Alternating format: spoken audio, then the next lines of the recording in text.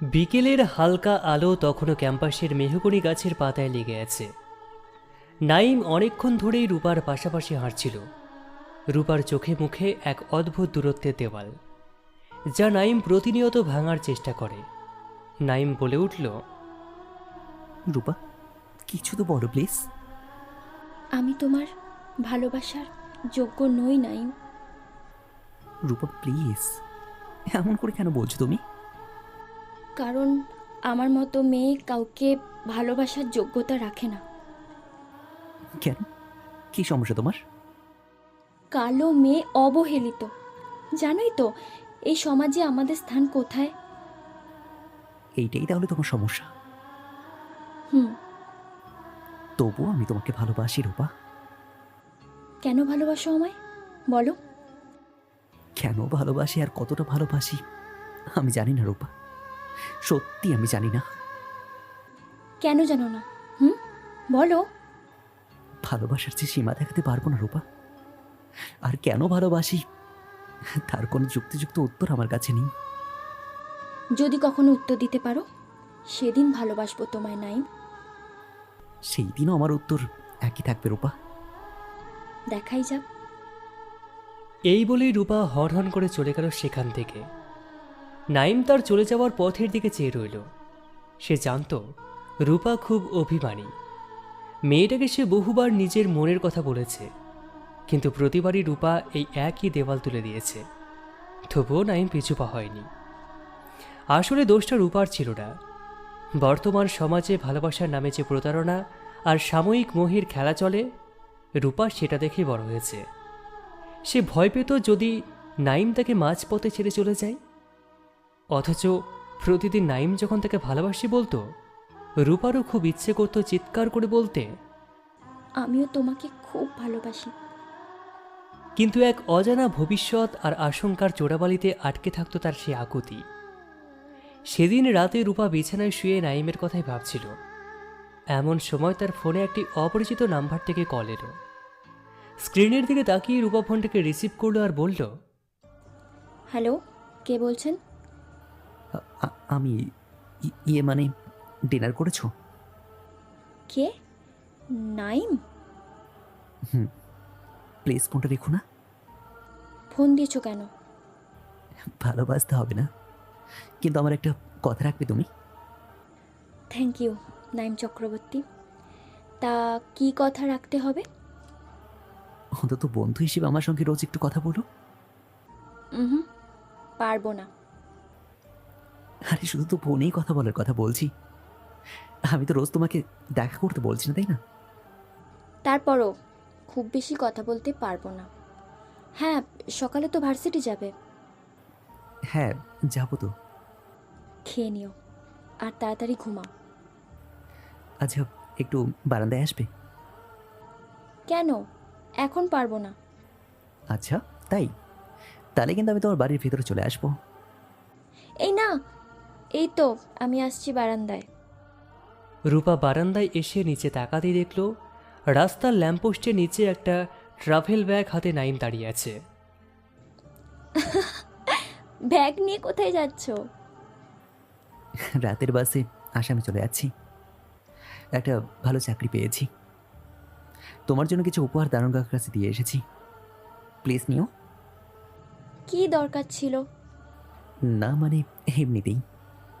গেলাম, হ্যাঁ, ভালো দেখো। আচ্ছা, সাবধানে যেও। এরপর নাইম আসামের উদ্দেশ্যে পাড়ি জমাল। এরপর আর কোনোদিন সে রূপাকে ফোন করেনি।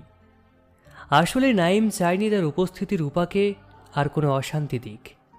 সে আসামের গুয়াহাটি শহরে তার বন্ধুর সাথে এক মনে চাকরি করতে লাগল। সেদিন যাওয়ার সময় দারোয়ানের কাছে নাইম যে উপহারগুলো রেখে গিয়েছিল তা ছিল একটি নীল রঙের শাড়ি, কিছু কাঁচের চুড়ি, কালো টিপ, একজোড়া কানের দুল, একটি মুক্তোর মালা আর লাল লিপস্টিক। কিন্তু রূপা সেই উপহারের বাক্সটা আলমারিতে বন্দি করে রেখেছিল। সে মনে মনে প্রতিজ্ঞা করেছিল যেদিন নাইম নিজে এসে তার সামনে দাঁড়াবে সেদিনই সেই উপহারগুলোকে পরে নাইমের সামনে যাবে। কিন্তু এরপর দেখতে দেখতে 3টি বছর কেটে গেল। নাইমের আর কোনো খোঁজ মিলল না।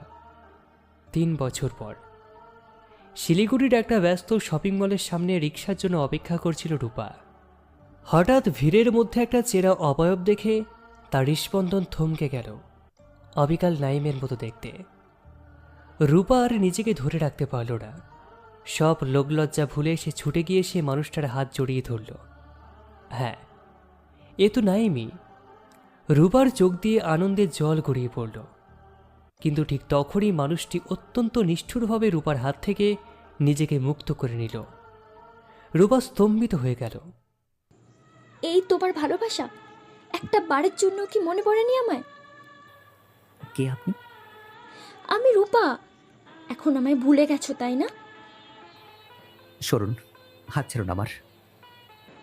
অভিমান করার কথা আমার, আর করছো তুমি।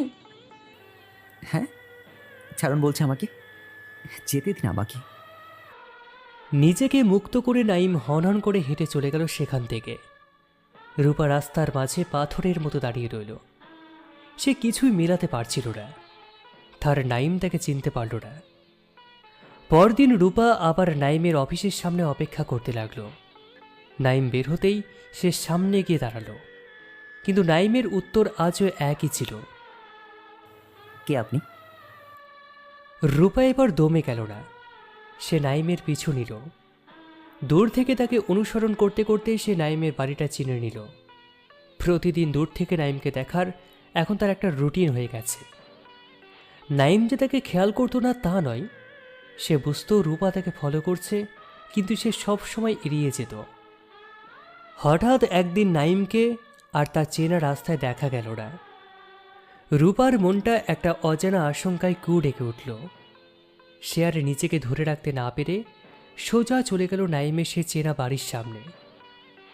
কিন্তু আজ সেই বাড়ির পরিবেশটা কেমন যেন স্তব্ধ, থমথমে। বাড়ির সামনে পাড়ার কিছু মানুষ কেমন জড়ো হয়ে নিচু স্বরে কথা বলছে। রূপা ধীর পায়ে এগিয়ে গেল। একটু এগোতেই তার পুরো শরীর অবশ হয়ে এলো। মাথার উপর যেন আকাশ ভেঙে পড়ল। বাড়ির উঠোনে রাখা সাদা কাফনে জড়ানো একটি নিথর দেহ। হ্যাঁ, সে আর কেউ নয়, তার ভালোবাসার মানুষ নাইম। লাশটি দেখা মাত্র রূপার চারপাশের পৃথিবীটা দুলতে লাগলো। সে জ্ঞান হারিয়ে মাটিতে লুটিয়ে পড়ল। এরপর আর কিছু তার মনে নেই। যখন চোখ খুলল, নিজেকে আবিষ্কার করল হাসপাতালের কেবিনে। পাশে তার বাবা মা বসে আছেন। সুস্থ হওয়ার পর রূপা নিজেকে আর আটকে রাখতে পারল না। সোজা চলে গেল নাইমের বাড়িতে। নাইমের মায়ের সামনে গিয়ে কাঁদতে কাঁদতে নিজের পরিচয় দিল। নাইমের মা কোনো কথা না বলে রূপাকে নাইমের ঘরে নিয়ে গেলেন। সারাটা ঘর জুড়ে শুধুই রূপার ছবি দেওয়ালময় সাজানো। ও এগুলো তোমার জন্যই রেখে গেছে মা, নিয়ে নাও। রূপা কাঁদতে কাঁদতে টেবিলের উপরে রাখা চিঠিটা হাতে নিল। চিঠির ভাঁজে নাইমের হাতের চেনা লেখাগুলো চোখের জলে ঝাপসা হয়ে আসছিল। তাতে লেখা ছিল, প্রিয় রূপা, তুমি যখন চিঠিটা পড়বে তখন হয়তো আমি আর এই পৃথিবীতে থাকবো না। তোমাকে ভুলে যাওয়ার অনেক চেষ্টা করেছিলাম রূপা, কিন্তু পারিনি। আসামে যাওয়ার পর হঠাৎ আমার শরীরটা একটু অসুস্থ হয়ে পড়েছিল। ডক্টর দেখানোর পর জানতে পারলাম যে আমার দেহে আমি এক মারণ অসুখ পুষে রেখেছি, আর সেটা বড্ড দেরি হয়ে গেছে। বেঁচে থাকার সম্ভাবনা খুবই কম। তখন থেকেই সিদ্ধান্ত নিয়েছিলাম যে তোমার জীবন থেকে আমি দূরে সরে যাব। সেই জন্যই সেদিন শপিং মলের সামনে তোমাকে না চেনার ভান করেছিলাম। জানো রূপা, সেদিন তোমার চোখে আমার জন্য যে ভালোবাসা আর আকুলতা দেখেছিলাম না, তাতেই আমার জীবনটা সার্থক হয়ে গেছে। আর কিচ্ছু চাই না জীবনে। তবে তুমি একটা কথা জেনে রেখো, তোমার নাইম কিন্তু অন্য সব ছেলেদের মতো না। সে শুধু তোমাকে ভালোবাসতেই চেয়েছিল, এটা থেকে বেশি কিছু চায়নি, যেটার ভয় তুমি সব সময় পেতে। হাতের পাঁচটা আঙুল যেমন এক হয় না, সব ছেলের ভালোবাসার ধরনও এক হয় না রূপা।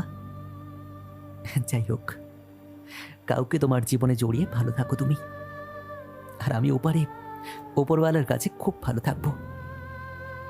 আর হ্যাঁ, তোমার সেই পুরনো প্রশ্নের উত্তরটা আজ দিয়ে যাই, যে কেন আর কতটা ভালোবাসি, তা আমি কখনো তোমাকে মুখে বলে বোঝাতে পারবো না রূপা, কখনো না। চিঠিটা পড়া শেষ করে রূপা তার চোখের কোণে জলটুকু মুছল। চিঠির পাশে রাখা উপহারের প্যাকেটটা নিয়ে সে বাসায় ফিরল। ঘরে এসে প্যাকেটটা খুলতে দেখল ভিতরে একটি সুন্দর দেওয়াল ঘড়ি।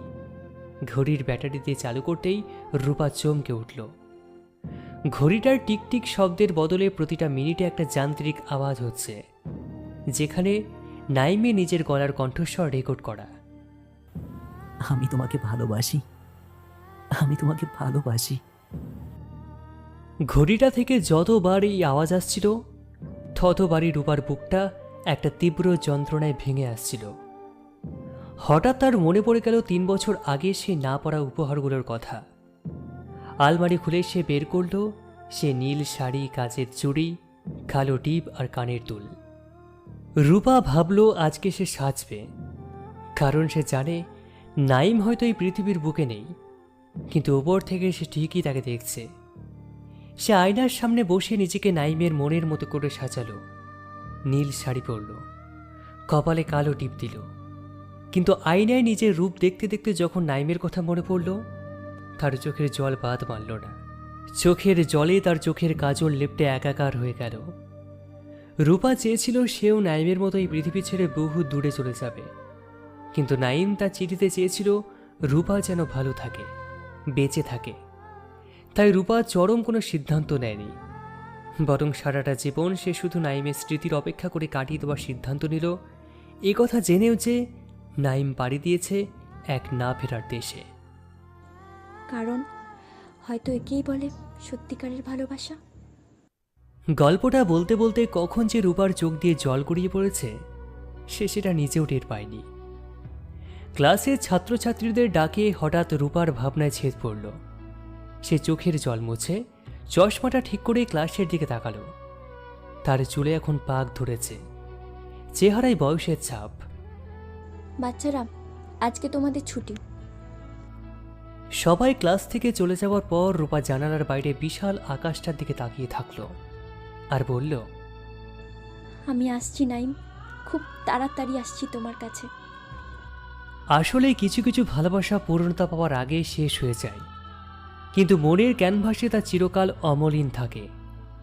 তাই যারা জীবনে একবার প্রেমে ব্যর্থ হয়েছ তারা পৃথিবীর সব মানুষ বা সব সম্পর্ককে এক পাল্লায় মাপা বন্ধ করো। ভালোবাসা সুন্দর যদি মানুষটা সঠিক হয়। ক্লাসরুমটা ফাঁকা হয়ে যাওয়ার পর চারপাশটা কেমন যেন বেশি নিস্তব্ধ হয়ে গেল। রূপা জানালার গ্রিলটা ধরে বিকেলের শেষ আলোর দিকে তাকিয়ে রইল। ঘড়ির কাঁটাটা এখনো টিকটিক করছে না। সেখান থেকে ভেসে আসছে সে চেনা কণ্ঠস্বর, আমি তোমাকে ভালোবাসি। হঠাৎ এক ঝলক ঠান্ডা বাতাস এসে রূপার মুখে লাগলো। চোখের পাতা দুটো এক অদ্ভুত ক্লান্তিতে বুঝে এলো তার। চেয়ারটায় বসার পর মনে হলো পুরো শরীরটা যেন হালকা হয়ে যাচ্ছে। চারপাশের দেওয়াল, চশমা, টেবিলের উপরে রাখা খাতা সবকিছু কেমন যেন ঝাপসা হয়ে মিলিয়ে গেল। চোখ খুলতেই রূপা নিজেকে আবিষ্কার করল এক বিশাল কাশফুলের মাঠে। মাথার উপর শরতের মেঘহীন নীল আকাশ। সেই কাশবনের মাঝখান থেকে হেঁটে আসছে একজন, পরনে সাদা পাঞ্জাবি, মুখে সেই চেনা এক চিলতে হাসি। সে আর কেউ নয়, নাইম। ঠিক 3 বছর আগে সেই তরুণ নাইম, যার চোখে কোনো রোগ বা মৃত্যুর ম্লান্যতা নেই। নাইম রূপার দিকে এগিয়ে এসে ওর চুলে হাত রাখল। রূপার সাদা হয়ে যাওয়া চুলগুলো স্পর্শ করে নাইম খুব নরম গলায় বলল, খুব তো অভিমান ছিল রূপা, আজ এত বছর পর তোমার সেই অভিমান ভাঙলো। দেখো, আমি কিন্তু আমার দেওয়া কথা রেখেছি। আর কোনোদিন তোমাকে ফোন করে বিরক্ত করিনি, কোনোদিন তোমার সামনে গিয়ে জোর করে বলিনি যে তোমায় আমি ভালোবাসি। শুধু দূর থেকে ওই আকাশের ওপার থেকে তোমার ওই একলা পথ চলাটা দেখেছি। রূপা কোনো কথা বলতে পারল না। সে শুধু বড় বড় চোখ করে নাইমের মুখের দিকে তাকিয়ে রইল। তার চোখ বেয়ে অঝরে জল গড়িয়ে পড়তে লাগল। নাইম নিজের হাত দিয়ে রূপার চোখের জলটুকু মুছিয়ে দিল। তারপর রূপার হাত দুটো নিজের হাতের মুঠোয় নিয়ে বলল, সেদিন ভার্সিটির ক্যাম্পাসে যখন দাঁড়িয়ে তুমি জানতে চেয়েছিলে না যে কেন আমি তোমাকে ভালোবাসি, আজ এই শান্ত পৃথিবীতে দাঁড়িয়ে তোমাকে সেই উত্তরটা দিই আমি রূপা। ভালোবাসা কোনো রূপ থেকে হয় না, কোনো সমাজ বা নিয়মের তোয়াক্কা করে হয় না। আমি যখন তোমাকে প্রথম দেখেছিলাম, তোমার এই হরিণ কালো চোখ দুটোর পেছনের এক অদ্ভুত সরলতা আমাকে ছুঁয়ে গেছিল। আমি তোমার বাহ্যিক রূপকে ভালোবাসিনি রূপা, আমি ভালোবেসেছিলাম তোমার ওই পবিত্র মনটাকে, যাই কলুষিত পৃথিবীর আর কারোর মাঝে আমি খুঁজে পাইনি। রূপা ঠোঁট কামড়ে নিজের কান্না আটকানোর চেষ্টা করল। সে শুধু অস্ফুট স্বরে বলল, নাইম। নাইম রূপার হাতাটা আরো শক্ত করে ধরে কাশবনের ভিতরে সরু পথটার দিকে হাঁটতে শুরু করলো। হাঁটতে হাঁটতে সে বলতে লাগলো, আমি জানি তুমি এক বুক ভয় নিয়ে বাঁচতে। এই সমাজের ছেলেরা ভালোবাসার নামে যে খেলা খেলে তা দেখে তোমার মনে একটা গভীর ক্ষত তৈরি হয়েছিল। কিন্তু আমি তো তোমাকে শুধু একটা রাতের জন্য বা কিছুদিনের মোহ কাটাতে ভালোবাসিনি রূপা। আমি তোমাকে চেয়েছিলাম আমার ইহকাল আর পরকালের চিরসাথী হিসেবে। আজ দেখো, ঘড়ির প্রত্যেকটা আওয়াজে আমি তোমাকে মনে করিয়ে দিই যে আমার ভালোবাসা ভুলে যায়নি রূপা। এই মহাবিশ্বের কোনো অসুখ, কোনো মৃত্যু আমাদের এই আত্মিক বন্ধনকে ছিঁড়ে ফেলতে পারিনি। রূপা নাইমের কাঁধে নিজের মাথাটাকে রাখল। এত বছর পর তার বুকের ভিতরে জমে থাকা পাথরটা যেন গলে জলে পরিণত হয়ে গেল। সে ফিসফিস করে বলল, আমি অনেক দেরি করে ফেললাম, তাই না? নাইম হেসে উঠল। সেই হাসির শব্দে যেন পুরো কাশবন মেতে উঠল। সে রূপার দিকে তাকিয়ে বলল, তোর পাগলি, ভালোবাসায় কোনো দেরি হয় নাকি? হ্যাঁ, তুমি তো তোমার জীবনের শেষ মুহূর্ত পর্যন্ত আমাকেই ভালোবেসে গেছো। এর চেয়ে বড় পাওয়া একজন পুরুষের জীবন আর কি হতে পারে বলো তো? এখন আর কোনো কান্না নয়, কোনো একা থাকা নয়। এবার আমাদের গল্পটা নতুন করে শুরু হবে, যেখানে কোনো সমাজ আমাদের দিকে আঙুল তুলবে না, কোনো মারণ রোগ এসে আমাদেরকে আলাদা করবে না। নাইম রূপাকে নিয়ে কাশবনের আরো গভীরে মিলিয়ে যেতে শুরু করলো। দূর থেকে শুধু নাইমের কণ্ঠস্বরের প্রতিধ্বনি ভেসে আসতে লাগলো। চলো রূপা, এবার আমরা আমাদের সেই চিরস্থায়ী ঠিকানায় যাই, যেখানে শুধু ভালোবাসাই আছে। এদিকে স্কুলের কেরানি কাকা ক্লাসরুমে দরজা বন্ধ করতে এসে থমকে দাঁড়ালো। চেয়ারের উপর মাথাটা সামান্য হেলিয়ে বসে আছে রূপা ম্যাডাম। চোখে চশমাটা ঠিকঠাকই আছে, আর ঠোঁটের কোণে লেগে আছে এক পরম তৃপ্তির হাসি। কোরানি কাকা কয়েকবার ডাকল, ম্যাডাম, স্কুল ছুটি হয়ে গেছে। কোনো উত্তর এলো না। রূপা ম্যাডাম সত্যি সত্যি নাইমের কাছে চলে গেছেন, যেখানে আর কোনো দিন তাদের এই ভালোবাসার বিচ্ছেদ হবে না। টেবিলের উপরে রাখা সেই রেকর্ড করা ঘড়িটা তখনও শেষবারের মতো বেজে উঠল আর বলল, আমি তোমাকে ভালোবাসি।